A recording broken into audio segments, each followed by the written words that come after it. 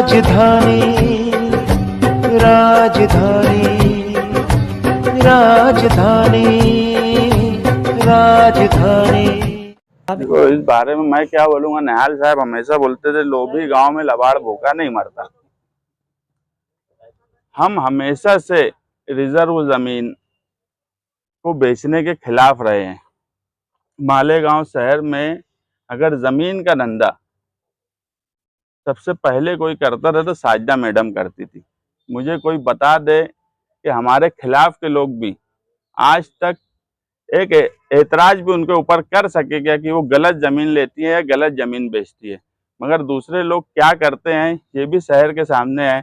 इसमें मैं उनको कुछ नहीं बोलूँगा, मगर आम लोगों को यही बोलूँगा कि रिजर्व ज़मीन लेना ये फंसने का काम है, और इस तरीके की अगर कोई ज़मीन लेगा तो मुस्तकबिल में उसको नुकसान। AHC academy Malegaon NEET JEE की बेहतरीन तैयारी IIT टीचरों के साथ एकेडमी की ओर से स्टडी मटेरियल भी एडमिशन ओपन। अब होगी सपनों की उड़ान पूरी। छत्रपति शिवाजी महाराज के पुतले के सामने महेश नगर मालेगांव। नुकसान होगा। आप देखेंगे कि कोई भी शहर, जब एक शहर पुराना होता है और मुजाफात जब बसना शुरू होते हैं, कोई भी बड़ा शहर देख लो तो एक सिस्टम से बसता है। मगर मालेगांव शहर में आप देखेंगे मुजाफात कोई तरीके से सिस्टम से इसलिए नहीं बस रहा है कि जो ज़मीन बेचने का धंधा कर रहे हैं वो बोगस धंधा करते हैं। इस तरीके से ज़मीन बेची जा रही है कि आप मुजाफात देख लो, यहाँ तक कि हाईवे के उधर लब्बैक होटल की तरफ भी जो ज़मीन बेची जा रही है वो कोई सिस्टम से नहीं बच रहा है। जबकि शहर का मुजाफाती हिस्सा हमेशा एक अच्छे ढंग से बसाया जाता है और वो लगता है कि एक नया शहर बस रहा है।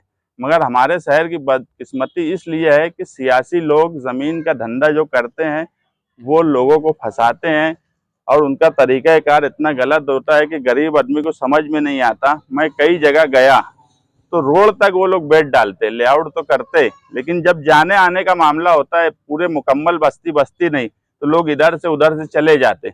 मगर जैसे ही मुकम्मल बस्ती होती है तो उनको समझता रहे ये तो रोड से यहाँ भी घर बना हुआ है, तो मालूम पड़ता कि इसको भी बेच डाला बेचने वाले ने। तो ये शहर को फंसाने का काम किया जा रहा। मैं हमेशा निहाल साहब बोलते थे लोभी गांव में लबाड़ भूखा नहीं मरता, वही खेल इस शहर में हो रहा है।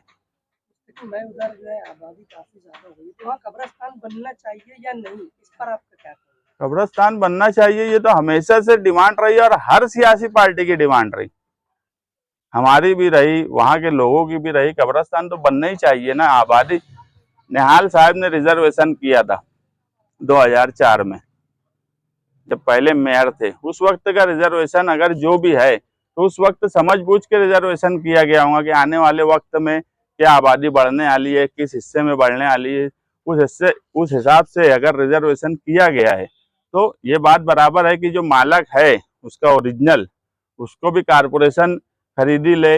हाँ, रिजर्वेशन के बाद कौन इक़्तिदार में कितने वक्त रहा, उसने उस वक्त उस मसले का हल क्यों नहीं निकाला, ये भी सवाल हमारे सामने है। मगर कब्रिस्तान की जरूरत है, कब्रिस्तान बनना चाहिए।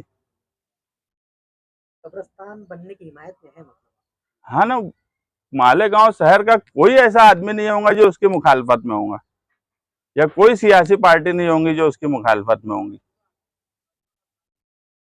आप लोग भी उसकी हिमायत में रहेंगे। कब्रिस्तान एक ऐसी चीज है जो जरूरत है आदमी की मरने के बाद की, उसके लिए तो हर इंसान हिमायत में रहेगा। मैं भी हिमायत में हूँ, दूसरे लोग भी हिमायत में रहेंगे। दीनी तंजीमें आ नहीं रही। ये तो दीनी, देखो मैं एकदम खाली सियासी आदमी हूँ, मैं सियासी ही बात करता हूँ। दीनी तंजीमों का अपना काम है, वो क्यों नहीं आ रहे हैं, उनको क्यों आना चाहिए, सियासी मामला है नहीं है, ये दीनी तंजीमें इसके बारे में बोल सकती, मगर मैं सियासी आदमी हूँ, मैं सियासी बात बोलूँगा। आपने बताया कि निहाल साहब सियासी मामला है, दोनों एक दूसरे को इल्जामात लगा रहे हैं, सियासी मामला है, किसी नजर से आप देखो मैं एक बात बोला कि ये सियासी मामला भी नहीं है, समाजी मामला भी नहीं है, ये पर्सनल मामला है, ये कारोबारी मामला है। एक दूसरे पे कारोबारी लड़ाई मैं इसको मानता, ये लोगों के लिए लड़ाई है ऐसा मैं मानता ही नहीं। कारोबारी लड़ाई है, ये उन पे एतराज करेंगे, वो उन पे एतराज करेंगे, ये कारोबारी लड़ाई हुई। पहले ही बोला कि तुम कारोबार ऐसा करो कि कोई एतराज कैसे कर सकता, साजिदा मैडम पे कोई एतराज नहीं करता। जमीन का कारोबार सालों से कर रहे हैं वो। कोई आज तक मुझे बता दो कि हमारे मुखालफिन भी उनके कारोबार पे कोई जमीन का एतराज किए गया कि उन्होंने गलत जमीन ले ली या उन्होंने गलत जमीन बेची। तो ये लड़ाई ना सियासी है, ना समाजी है, ना दीनी है, ये सिर्फ पर्सनल लड़ाई है। आपने ऐसा बताया कि निहाल साहब के टाइम में इसका रिजर्वेशन हुआ था, अभी जब से मामला चल रहा है आपका किरदार जो है खामोश तमाशाई का है, ऐसा क्यों? पर्सनल लड़ाई है वो, इसलिए खामोश है। हम अवाम के लिए लड़ाई लड़ते, जहां अवामी मुफाद हो, जहां पर्सनल एक दूसरे पे इल्जामात लगाए जाने लगे, वो पर्सनल लड़ाई है। और कारोबारी दिखती है कि वो उनका कारोबार पे एतराज कर रहे हो, वो उनके कारोबार पे एतराज कर रहे हैं। इससे अवाम का क्या लेना देना? उसमें तुम रुपया पैसा कमाने वाले हो, तुम सही गलत जमीन क्या है, मैंने कागजात नहीं देखे, सही जमीन है गलत जमीन है वो उनका मामला है। लेकिन अवाम का मुफाद में अगर कोई बात होगी, जैसे मैं बोला कि आज अवाम मालेगांव में सबसे ज्यादा अगर परेशान है तो बिजली कंपनी से परेशान है। कौन सियासी लीडर बिजली कंपनी के खिलाफ बोल रहा है? अवाम का मसला क्या है बुनियादी? हम मुसलसल यानी कई सालों से हम जमीन पर काम कर रहे हैं, हमको दिख रही है जमीन क्या है सियासी, और हम उस जमीन को समझ भी रहे हैं और उस हिसाब से हम काम काज भी कर रहे हैं। हम हवा हवाई बातचीत करना नहीं चाहते और ना ही हवा हवाई बातचीत कर रहे हैं।